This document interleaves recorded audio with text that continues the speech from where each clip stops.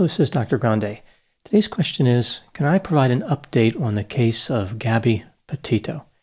Just a reminder, I'm not diagnosing anybody in this video, only speculating about what could be happening in a situation like this. If you enjoyed this video, please like it, subscribe to my channel, consider supporting me on Patreon, and check out my podcast, Grande Media. We recently uploaded a video on this case, the Gabby Petito case. I'll put the link for all these items, including a link to that specific video, in the description for this video. First, I'll go through a quick summary of this case. I provided a more detailed one in my initial video on Gabby Petito. This summary does have some new information that has come out since I made the last video. After I complete the summary, I'll provide an update that's current as of the time I'm making this video. This is September 20, 2021. Moving to the summary, this case takes place from July through September of 2021. 22-year-old Gabby Petito and 23-year-old Brian Laundrie lived in Northport, Florida, in the same house as Brian's parents. The couple was romantically involved, having become engaged in July of 2020. After visiting her family in Blue Point, New York, Gabby and Brian took off on a cross-country trip driving a 2012 Ford Transit. The van was white and appeared to be slightly modified to function as a camper. They departed on July 2, 2021, and documented their journey on social media. Over the next several weeks, the couple visited many different attractions, like national parks, in places like Kansas, Colorado, and Utah. They took plenty of pictures and posted them to Instagram. On August 12, in Moab, Utah, a witness reported an incident to the police. According to the 911 call, the witness described a male slapping a female. Both of them drove away in a white van. The Moab police pulled the couple over, and based on the body cam video, the story was that Gabby had struck Brian. So what the witness reported was different than the story that seemed to come together at the traffic stop, although it is possible that each one of them was both a perpetrator and a victim. The police determined the situation represented a mental health crisis instead of a crime. Brian was taken to a hotel for the night, and Gabby stayed in the van. According to the Daily Mail, from August 17 to August 23, Brian was back in Florida helping his father do something with a storage unit. After this, he returned to Utah. It's not clear if this really happened, but again, it was reported in one place. So we'll have to wait for more information to corroborate that. Gabby Petito was spotted on August 24. The couple was leaving a hotel in Salt Lake City, headed for Grande Teton National Park in Wyoming. Gabby made her last Instagram post 45 minutes away from Salt Lake City. On August 27, Gabby's mother received a text message from Gabby's phone, which her mother described as odd. It read, "Can you help Stan? I just keep getting his voicemails and missed calls." Stan is an apparent reference to Gabby's grandfather, but Gabby never referred to him as Stan. That same day, August 27, the operators of a family travel YouTube channel appeared to capture video of the Ford Transit van in Grande Teton National Park's Spread Creek Dispersed camping area. The video was taken from their vehicle as they drove along an unpaved road. Looking at the video carefully, it appears as though somebody closed one of the rear doors of the Ford Transit as their vehicle approached the van. The door that looked like it closed was on the right side when looking at the van from the rear.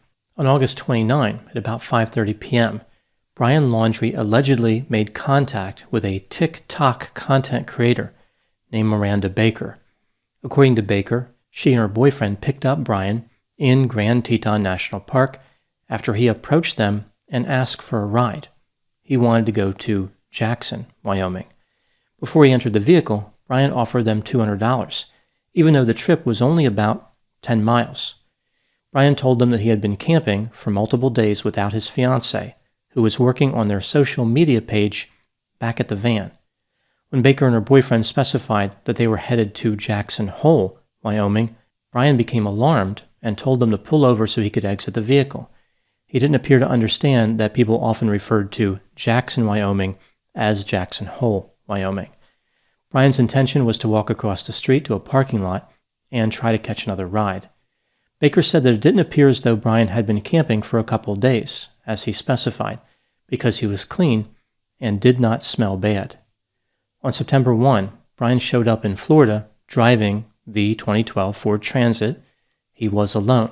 He didn't talk to the media or law enforcement, and he retained an attorney. 10 days later, Gabby was reported missing. On or about September 14, Brian Laundrie disappeared.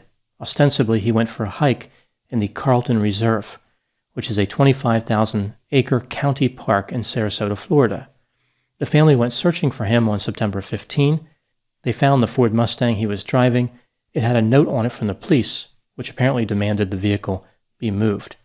I guess it was parked somewhere it wasn't allowed to be. It doesn't appear as though the police found out Brian was missing until a few days later, on Friday the 17th. The police searched for Brian, but were unable to locate him. They have given up searching in the reserve, but they're still searching in other places. On September 19, 2021, in Wyoming, the authorities found a body in the Spread Creek dispersed camping area in Grand Teton National Park. They said the body matches the description of Gabby Petito, but the identity has not yet been confirmed. The police executed a search warrant of the Laundrie family home and referred to it as a crime scene. It appears as though they were mostly interested in electronics. At the time making this video, no one has been charged in connection with this case. Now moving to my analysis. During the first video I made about this case, I talked about the various theories. It appeared at the time that one viable theory was that Brian was somehow involved in Gabby's disappearance.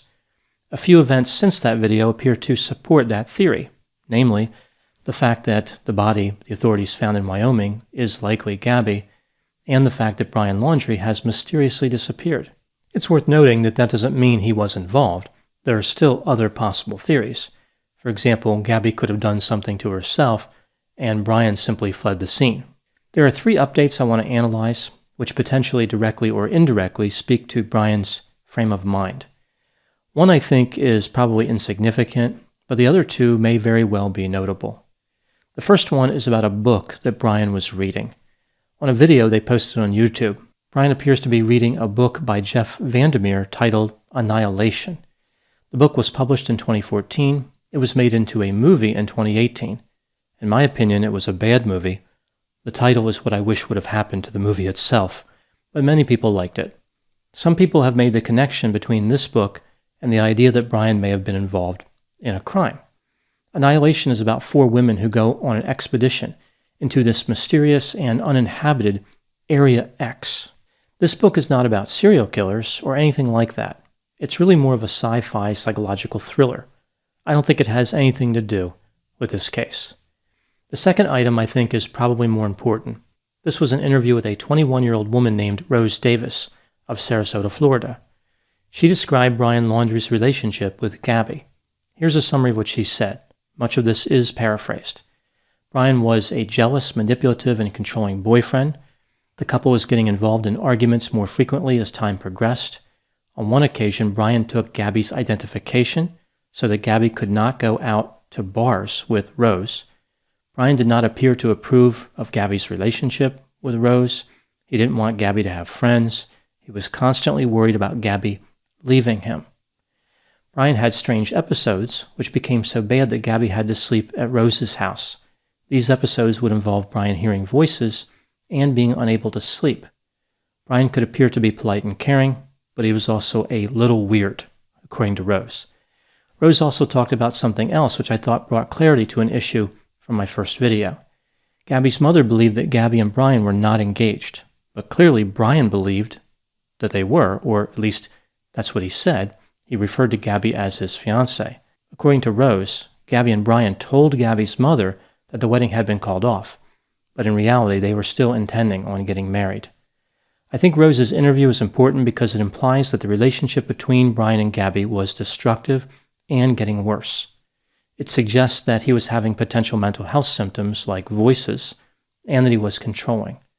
When one person tries to dominate the other in a relationship, that is a very bad sign as far as the outcome. Many cases that involve one romantic partner killing the other feature a relationship history where the homicidal partner was controlling. The third item I want to talk about is the alleged encounter between Brian and Miranda Baker. Again, she is the TikTok creator that allegedly had an encounter with Brian. This is important for a few reasons.